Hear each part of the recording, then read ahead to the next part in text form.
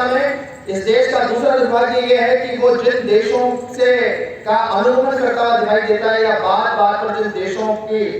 जो उदाहरण देता हुआ भारतीय जनमानस दिखाई देता है,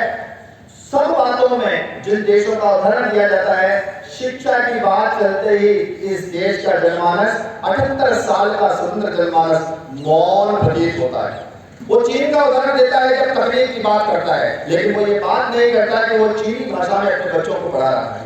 वो तकनीक के नाम पर जर्मनी का उदाहरण देता है, लेकिन सत्य को स्वीकार नहीं करता वो भारतीय जनमानस कि जर्मनी जर्मन भाषा में अपने बच्चों को पढ़ाकर इस स्तर को प्राप्त किया है।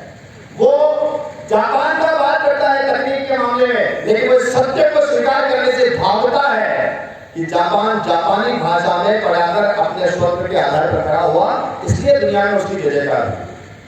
कोई बात नहीं, 78 वर्ष हुए, हम पीछे हो गए, लेकिन अब 21वीं सदी की पहली जो राष्ट्रीय शिक्षा नीति आई है, वह जब ये प्रावधान नीति में लेकर आती है, फिर रेखांकित करती है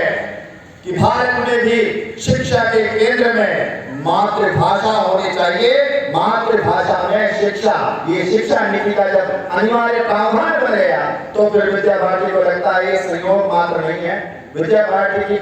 लगभग 72 वर्षों की तपस्या इस यात्रा में आगे बढ़ी थी और एक समय